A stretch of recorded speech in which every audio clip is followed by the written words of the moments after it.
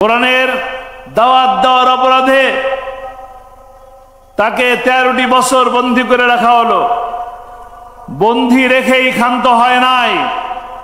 13 বছর পর তারা যখন বুঝতে পারল আর ক্ষমতায় থাকার সুযোগ নেই, পালিয়ে যেতে হবে, তখন জেলখানা থেকে হার্ট অ্যাটাকের নাটক করে হাসপাতালে নিয়ে এসে ভারতের প্রেসক্রিপশনে তাকে ইঞ্জেকশন পুশ করে হত্যা করা হয়েছে। আমরা স্বচক্ষে দেখলাম, লাইভ দেখলাম, টেলিভিশনে দেখলাম, ফেসবুকে দেখলাম। ওনার চমৎকার হাসি, মিষ্টি মধুর হাসি, জান্নাতি হাসি, সেই হাসি দেখে সারা দুনিয়ার মানুষকে কাঁদিয়ে তিনি চলে গেলেন।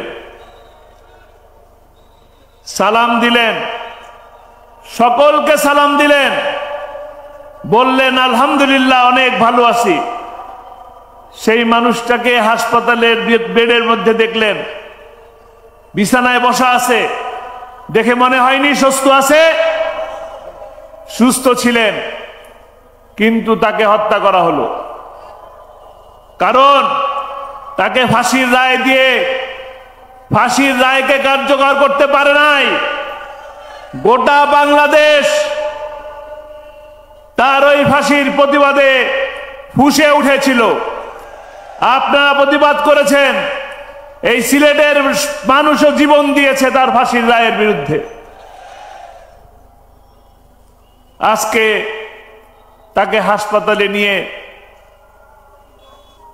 হত্যা করা হলো। আমরা এই হত্যার প্রতিশোধ দেব ইনশাআল্লাহ। প্রতিশোধ দেবেন?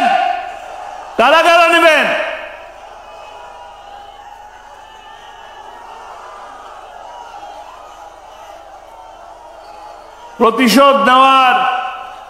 প্রতিশোধ নেওয়ার একটাই পন্থা, প্রতিশোধ নেওয়ার একটাই পন্থা। আল্লামা সাঈদীর শেষ স্বপ্ন ছিল কোরআনের রাজ প্রতিষ্ঠা হয়েছে, এই দৃশ্য দেখে যেন আমার মৃত্যু হয়। কোরআনের রাজ প্রতিষ্ঠা করতে আমরা পারি নাই, তিনিও কোরআনের রাজ প্রতিষ্ঠা হয়েছে এই দৃশ্য দেখে যেতে পারেন নাই। এখন এই কোরআনের রাজ প্রতিষ্ঠা করার দায়িত্ব কার? আমাদের। আমরা সকলে সেই কোরআনের রাজ প্রতিষ্ঠা করতে রাজি আছি? রাজি আছি? প্রিয় সিলেটবাসী, আপনাদের কাছে আহ্বান জানাবো, আপনারা যে কোরআনের পাখি আল্লামা সাঈদীকে ভালোবাসেন, আপনারা ভালোবাসেন, তার আত্মীয় হন না? নিশ্চয়ই আত্মীয় হন না। ভালোবাসেন কোরআনের জন্য, ভালোবাসেন আল্লাহর জন্য, ভালোবাসেন ইসলামের জন্য। কাজেই সেই ইসলামকে প্রতিষ্ঠা করার দায়িত্ব আমাদের সকলের। আমরা ইনশাআল্লাহ আজকে যে স্বস্তি পাচ্ছি, শান্তি পাচ্ছি, আগামী দিনে ওই শান্তিকে চিরস্থায়ী করার জন্য আগামী দিন আমাদের যে সূর্য উঠবে, সেই সূর্য হবে ইসলামের। আগামী দিন যে পার্লামেন্ট হবে, সেই পার্লামেন্ট হবে কোরআনের পার্লামেন্ট ইনশাআল্লাহ। কোরআনের পার্লামেন্ট গঠন করার জন্য আমাদেরকে ঐক্যবদ্ধ হয়ে একসাথে কাজ করতে হবে। এই আমরা যে হাজার হাজার মানুষ একসাথে আছি, এই লক্ষাধিক জনতা, এই কয়জন মানুষ দিয়েই কি কোরআনের শাসন প্রতিষ্ঠা করা যাবে? যাবে না। আমাদেরকে দায়িত্ব নিতে হবে। আগামীতে এক একজন 20 জনকে দাওয়াত দেব। রাজি আছি? কারা কারা রাজি আছি? ইনশাআল্লাহ। এতদিন বারবার শুধু মানুষের জীবন যায়, আন্দোলন হয়, মানুষের জীবন যায়, শান্তি আসে না, সুবিচার হয় না, শেয়ার বাজার লুট হয়, বাংলাদেশ ব্যাংক লুট হয়ে যায়, ডাকাতি হয়ে যায়, কিন্তু বিচার পাওয়া যায় না। বিচার পাওয়া যায়?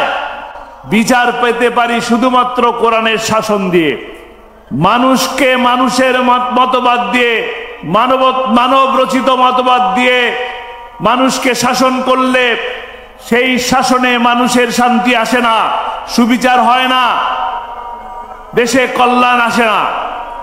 দেশে কল্যাণ প্রতিষ্ঠার জন্য, সুবিচার প্রতিষ্ঠার জন্য আমাদেরকে যিনি সৃষ্টি করেছেন তার আইন এই জমিনে চললেই আমাদেরকে শান্তি দিতে পারে।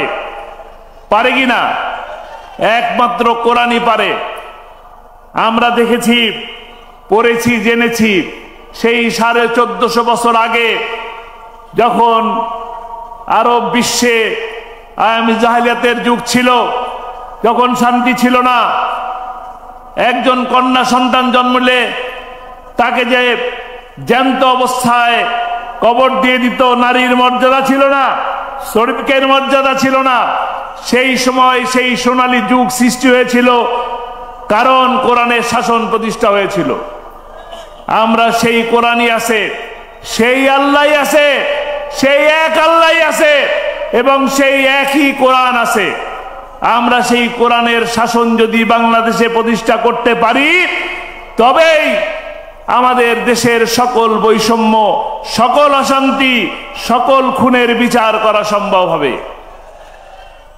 কাজেই আমরা সেই আল্লামা সাঈদী, আজকে এই লাখো জনতার সামনে আমার আহ্বান থাকবে, শহীদ আল্লামা দেলোয়ার হোসাইন সাঈদীর যে স্বপ্ন, তিনি যে পথে হেঁটে গেছেন, তার সেই পথকে আঁকড়ে ধরে তার সেই স্বপ্নকে বাস্তবায়ন করার অঙ্গীকার নিয়ে আসতে এখান থেকে বিদায় নেব।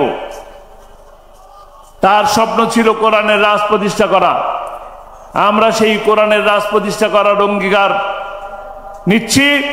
আগামীতে কোরআনের রাজ প্রতিষ্ঠা হওয়া পর্যন্ত প্রয়োজনে আবারও রাজপথে মিছিল হবে, বুলেট আসবে, বুলেটের গুলি বুকে নেব, রক্ত দেব, জীবন দেব, তারপরেও কোরআনের শাসন প্রতিষ্ঠা করে ছাড়বে ইনশাআল্লাহ। আল্লাহ তাআলা আমাদেরকে সেই তৌফিক দান করুন। আমা তৌফিক ইল্লা বিল্লাহ। আসসালামু আলাইকুম ওয়া রাহমাতুল্লাহ।